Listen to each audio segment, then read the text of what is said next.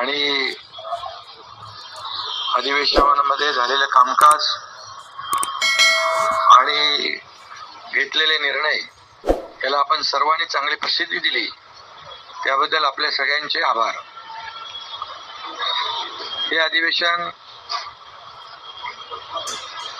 आशिष म्हणाला नव्याने सरकार स्थापन झाले, पण आमचं महायुतीचं सरकार कंटिन्यू झाले.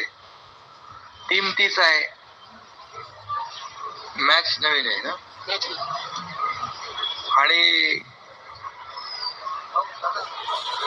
देवेंद्रजींच्या नेतृत्वाखाली मुख्यमंत्री म्हणून कामकाज सुरू झालंय महायुती सरकारचं.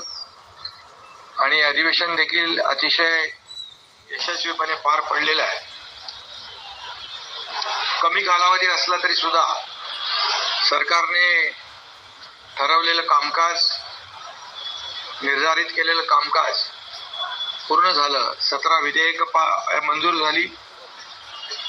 त्या विधेयकांमध्ये अनेक महत्वाची विधेयकं होती. कारागृह सुधारणा, प्राचीन स्मारके आणि इतरही महत्वाची त्या बाबतीमध्ये मुख्यमंत्री महोदय बोलतील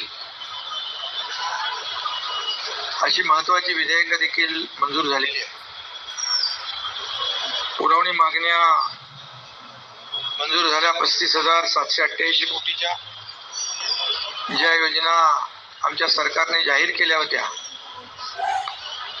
लाडकी बहीण योजना असेल, अन्नपूर्णा योजना असेल, बळीराजा वीज सवलत असेल, इतरही ज्या योजना आहेत या सुरू ठेवण्यासाठी जी आर्थिक तरतूद लागते ती तरतूद देखील पुरवणी मागण्यांमध्ये मंजूर केली.